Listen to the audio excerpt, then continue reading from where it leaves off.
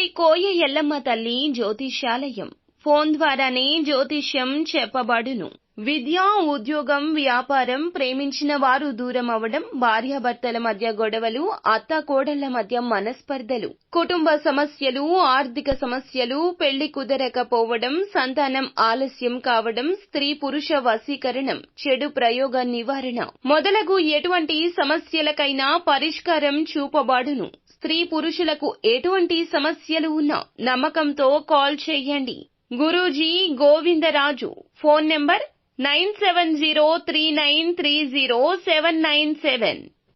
ధనుసు రాశి జాతకులు జూలై మాసంలో 12వ తేదీన అనగా శనివారం తేదీ నాడు తెల్లవారేసరికి వీరికి అతిపెద్ద ప్రమాదం దూసుకొస్తుంది. ఏమిటి ఆ ప్రమాదం, ఏం జరగబోతుంది తదితర అన్ని వివరాలు వీడియోలో చూసి తెలుసుకుందాము. వీడియో నచ్చితే తప్పకుండా ఒక చిన్న లైక్ చేసి మమ్మల్ని సపోర్ట్ చేయండి. ఇక ఆలస్యం లేకుండా వీడియోలోకి వచ్చేద్దాము. ఈ రోజు సర్వసాధారణమైన ఫలితాలు మాత్రమే పొందుతారు.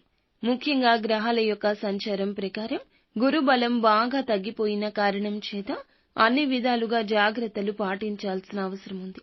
ఇక ఈ సమయంలో అయిన వారు ఎవరు, కాని వారు ఎవరో తెలుసుకోవడంలో విఫలం అవుతారు. ఇదొక్కటే కాదు, మీరు తెలుసుకోవాల్సిన అంశాలు చాలానే ఉన్నాయి. ప్రతి అంశం పట్ల ఎంతో జాగ్రత్తగా ముందుకు వెళ్తే అంత సేఫ్ గా ఉంటారు. మీ యొక్క శత్రువులను కనిపెట్టలేకపోతారు. ఇదే వాస్తవం. నిజాలు తెలియక వారితోనే చెయ్యి కలపాల్సి రావచ్చు. కాబట్టి ఈ విషయంలో కొంచెం అప్రమత్తంగా ఉండండి. గౌరవ మర్యాదలు తగ్గుతున్నట్లు అనిపిస్తుంది. మీ మాటకు విలువ లేకుండా పోతుంది. ఇలాంటి సమయమే ప్రశాంతతను కోల్పోకుండా ఉండాలి. కోపతాపాలకు పోయి ముఖ్యమైన వారిని, అయిన వారిని దూరం చేసుకోవద్దు. శత్రువులను పసిగట్టే ప్రయత్నం చేయండి. మరొక ముఖ్య విషయం చెప్పాలి. ఏమిటంటే కొన్ని సమయాల్లో కీలకమైన నిర్ణయాలు తీసుకోవాల్సి వచ్చినప్పుడు చురుకుగా వీరు పని చేయలేకపోవచ్చు. కొత్త అంశాల పట్ల చాకచక్యంగా వ్యవహరించలేకపోతారు. అప్పుడే కుటుంబం వీరికి మద్దతు ఇస్తుంది.